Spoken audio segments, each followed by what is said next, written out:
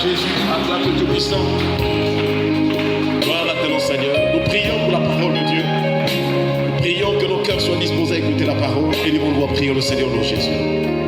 Nous voulons t'écouter ce matin. C'est une grâce que tu nous as accordée, Père éternel. Nous te prions de recevoir l'honneur et la gloire. Tu es la parole qui a fait toutes choses. Toutes choses subsistent par cette parole. C'est une grâce encore ce matin parce que la parole nous restaure, la parole est la vérité qui nous a franchis. La parole nous bénit, la parole nous console. Oui, merci pour ta parole qui réjouit le cœur. Au nom de Jésus-Christ, Amen. Nous sommes en train de voir donc toujours ce thème, ou je dirais mieux, ce sous-thème sur la nudité. Deuxième influence, deuxième mauvaise influence de la famille. Et par la grâce du Seigneur, nous avons compris que lorsqu'une personne s'habille en laissant les parties de son être, de son corps à découvert, c'est de la nudité.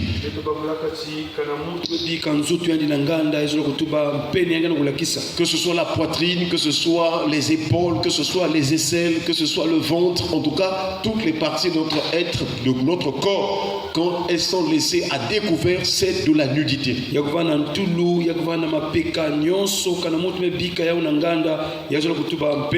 Avec Adam et Ève, nous avons compris aussi que la nudité a deux dimensions. Au départ, nous voyons une nudité naturelle sans péché. Et ensuite, après le péché, il parle de la nudité avec la honte.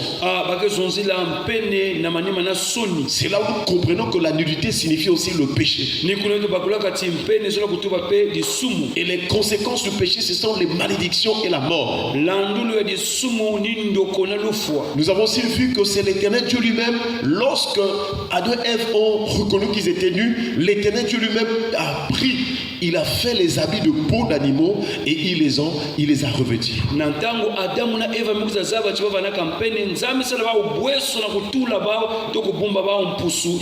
un habit ou bien un vêtement est fait pour couvrir les parties du corps. Malheureusement aujourd'hui, frères et sœurs, le diable a inspiré les couturiers à confectionner les habits pour laisser encore les parties du corps à découvert.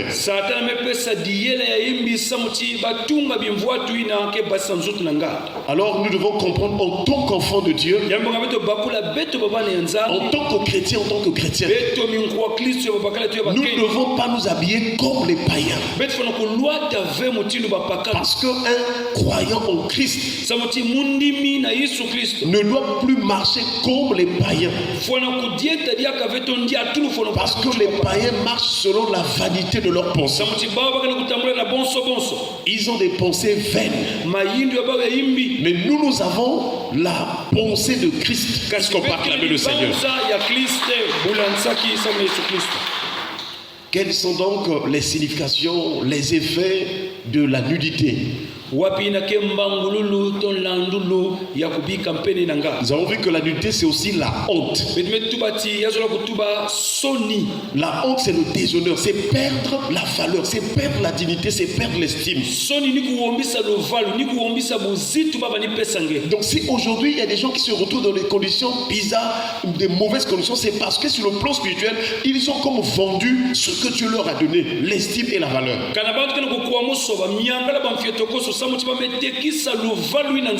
Ou encore à cause de l'ignorance, à cause du péché, le diable a volé ce que Dieu leur a donné. Vous vous souvenez de Ésaü, le frère de Jacob? Il avait méprisé le droit d'aînesse. Dieu lui avait donné d'être l'aîné, d'être vraiment, avoir le droit d'aînesse. Mais lui, à cause de la nourriture, à cause de quelque chose de passager, alors, frère et sœur, il a méprisé le droit de naissance. Ce qui lui a valu la perte de la bénédiction, de la première bénédiction qui venait de son père Isaac. Donc si tu es déshonoré, tu perds aussi donc l'honneur, tu perds la bénédiction que Dieu te donne. Voilà pourquoi il est dit que tous son péchés sont privés de la gloire de Dieu. Or, ce qui est important ou plus important dans la vie d'une personne, c'est la gloire de Dieu. Est-ce qu'on peut acclamer le Seigneur? Dans la gloire de Dieu, il y a la paix. Dans la gloire de Dieu, il y a des miracles. Dans la gloire de Dieu, il y a l'élévation. Dans la gloire de Dieu, il y a même la résurrection. Donc, ce que nous devons chercher, c'est vivre là où il y a la gloire de Dieu. C'est se présenter là où il y a la gloire de Dieu. Quand la gloire de Dieu descend, les chaînes tombent, les fondements des prisons sont renversés.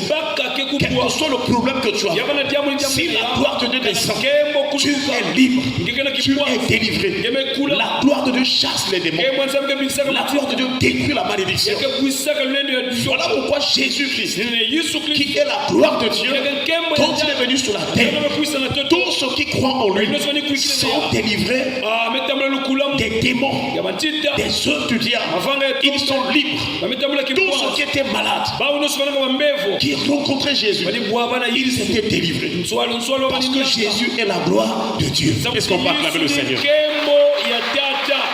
Nous prions que cette année, la gloire de Dieu soit sur nous et de notre vie au nom de Jésus. Dans Ésaïe chapitre 60, il est donné une promesse qui dit: lève-toi, sois éclairé, car ta lumière arrive. Et sur toi, la gloire de Dieu apparaît au soleil. Donc, dans ce monde, sur cette terre, il y a l'obscurité des ténèbres.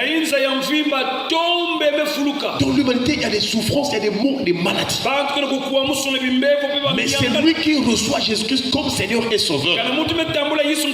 C'est lui qui met toute sa confiance en Christ. C'est lui qui croit que le nom de Jésus est au-dessus du nom et le nom tout puissant. La gloire de Dieu va se manifester sur cette personne. Et partout elle fera les plans de son pied. Dieu lui en donnera la possession. Quiconque s'élèvera contre cette personne tombera sous son pouvoir. Alléluia. Que la gloire de Dieu explose ou manifeste des miracles dans ta vie au nom de Jésus. Mais lorsqu'une personne pêche, lorsqu'une personne s'habille mal, les minujipes, les vêtements collants ou serrés, les vêtements transparents, si tu t'habilles mal, tu es en train de faire fuir la gloire. Parce que la gloire de Dieu se déplace. Lorsque Israël était dans le désert, la Bible déclare que Moïse a vu du côté de l'Orient la gloire de Dieu qui se déplaçait. Elle avait l'aspect comme de quelque chose de transparent, d'éclat. Alléluia. Amen. Alors si tu obéis à la parole de Dieu, comme la gloire de Dieu se déplace, si tu vas au voyage, la gloire sera sur toi. Si tu vas en ville, la gloire sera sur toi. Voilà ce que nous devons chercher. Et cela n'est possible que dans l'obéissance totale à la parole de Dieu. Est-ce qu'on peut acclamer le Seigneur? La nudité apporte la malédiction, les difficultés, les souffrances. La nudité, c'est la honte. Et la honte fait qu'on te rejette. La honte fait qu'on puisse t'oublier. Là où on prend les autres, là où on considère les autres, si tu as la honte sur toi, on ne pourra pas te prendre. Là où les autres vont évoluer, si tu as la honte sur toi, ça ne marchera jamais. Voilà pourquoi je voudrais te dire, point de besoin que tu accuses les hommes, les personnes de la famille, non. Cherche d'abord à plaire au Seigneur. Restaure ta relation avec Dieu. Sois sérieux avec Dieu.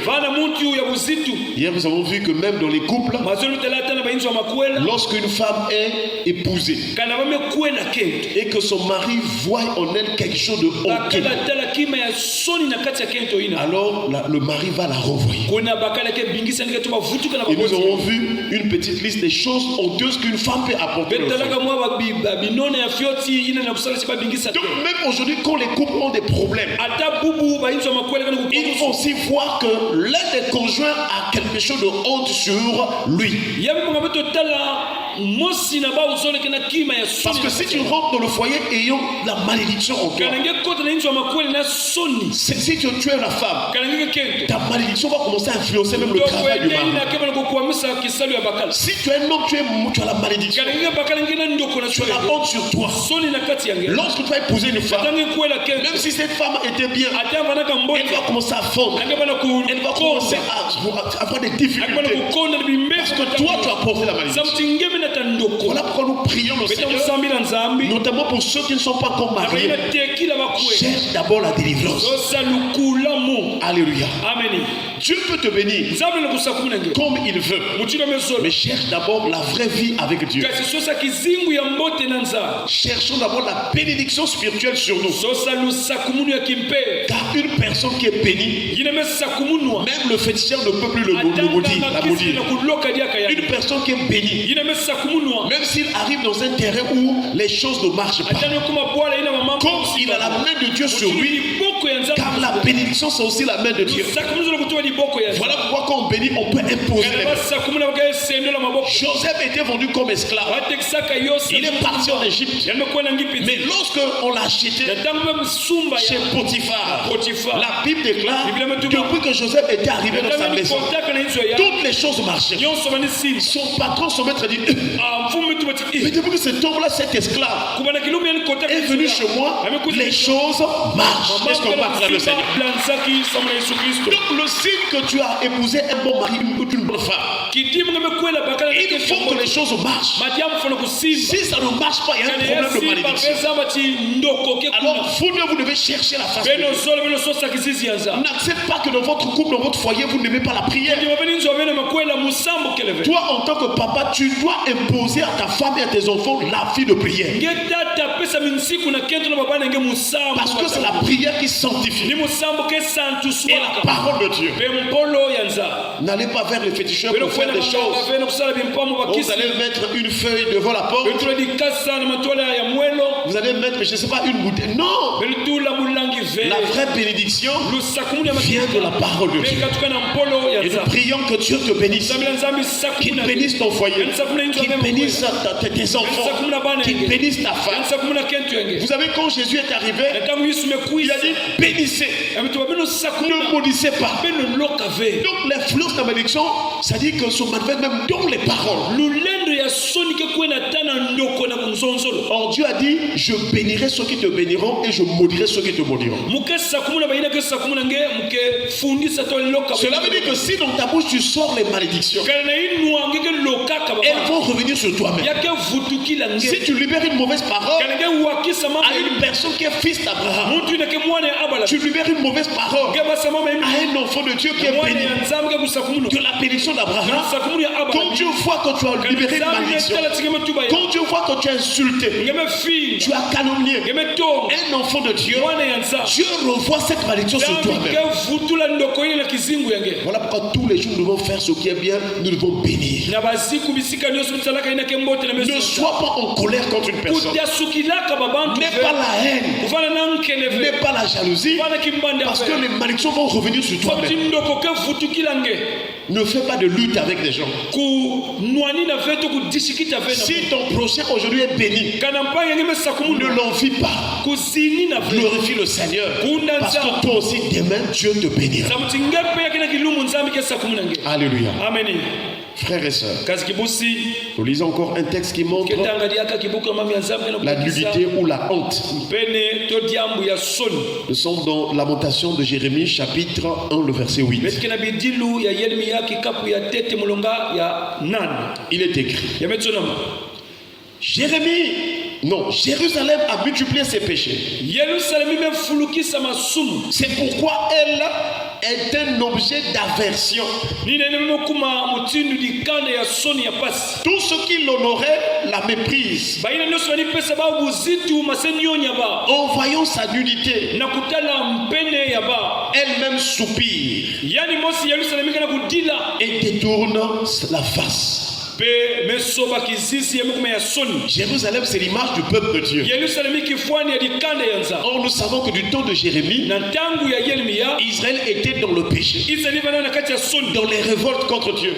Kutelimina luzolo Du yanza. temps des prophètes, même Esaïe aussi. Tangu ya bambikuli ata Ezaya. Je vous assure, Makedika. Jérémie dit même à Israël, mon peuple a commis un double péché. Yeremia metuma na Israeli dikanda mesumuka ya kulutila.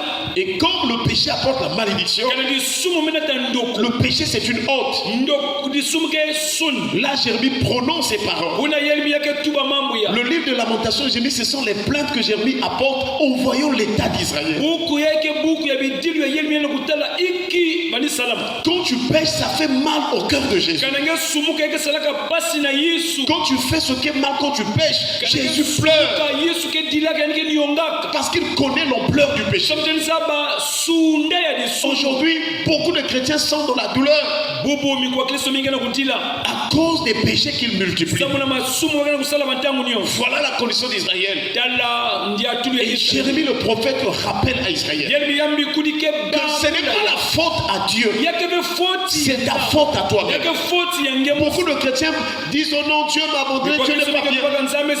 Dieu ne peut jamais avoir la faute parce qu'il est bon, il est saint, il est tout puissant, il ne change pas. Dieu est merveilleux. Mais c'est nous qui avons la faute. C'est nous qui sommes coupables. Alléluia. Frères et sœurs, Jérémie dit, Jérusalem a multiplié ses péchés. Est-ce que dans ta vie, toi aussi, tu multiplies les péchés? Depuis que tu as commencé à prier, tu es enfant de Dieu. Est-ce que tu es en train d'abandonner les péchés? Ou bien tu es en train de multiplier? Parce que tous les jours qu'on avance, le monde, la chair, le diable, ils amplifient, ils manifestent encore plusieurs attraits du péché pour que les hommes multiplient les péchés.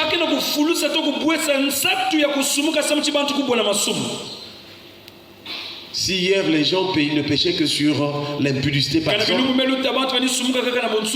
aujourd'hui le diable a créé encore, a inventé encore des péchés, la cupidité, l'amour de l'argent. Il a créé les jeux d'argent pour que les gens puissent avoir la soif, l'amour de l'argent et que leurs pensées soient toujours convergées vers les jeux d'argent. Or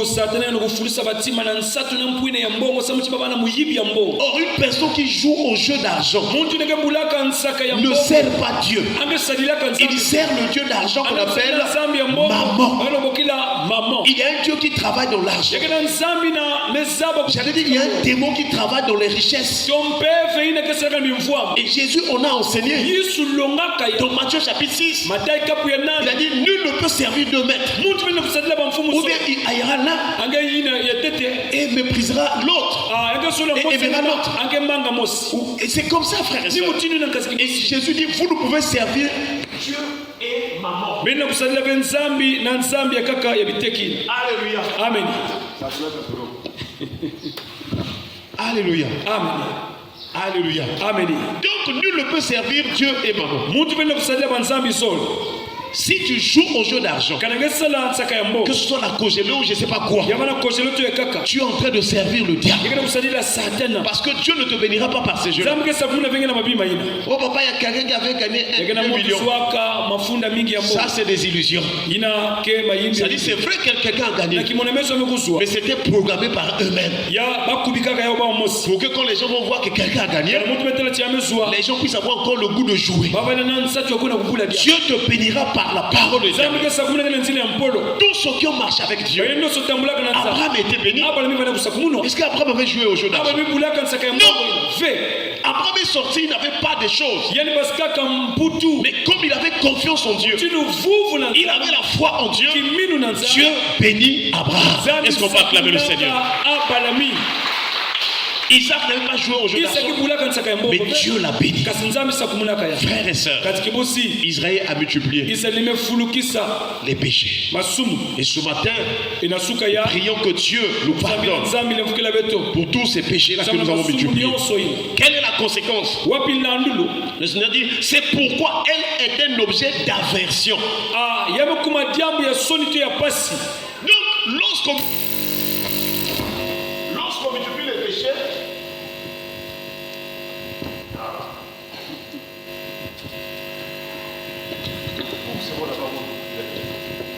lorsqu'on multiplie les péchés, alors on devient un objet d'aversion.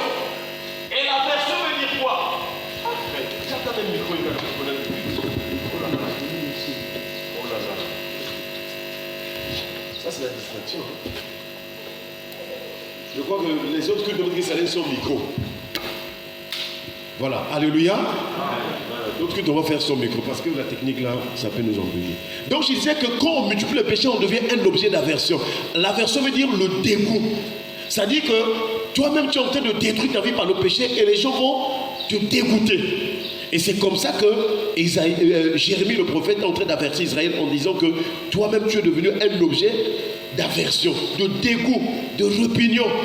Donc, si tu vois dans ta vie que les gens te dégoûtent, les gens, c'est-à-dire que tu veux commencer une relation, après l'homme n'a plus besoin de toi. Sache qu'il y a quelque chose qui ne va pas dans ta vie. Alléluia. Amen. Parce que la personne qui a la gloire de Dieu, on va toujours l'aimer, on va toujours l'approcher. Est-ce qu'on peut acclamer le Seigneur? Donc, Israël est devenu un objet d'aversion. Tout ce qui l'honorait la méprise. Là où on t'honorait, là où on te considérait, là où on t'estimait, on commence à te mépriser. Même les gens que tu as aidés, les gens que tu as soutenus, ils commencent à te rejeter. C'est le péché.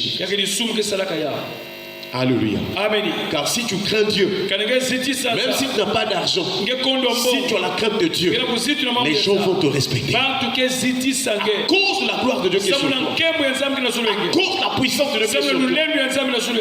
Frères et sœurs, pourquoi on méprisait Israël? C'est parce qu'on voyait sa nudité. Et la Bible déclare, elle-même, elle soupire. Donc si vous voyez les gens, vraiment des problèmes, quand la personne de la vie des soupirs, il y a un signe de honte, de malédiction, d'aversion.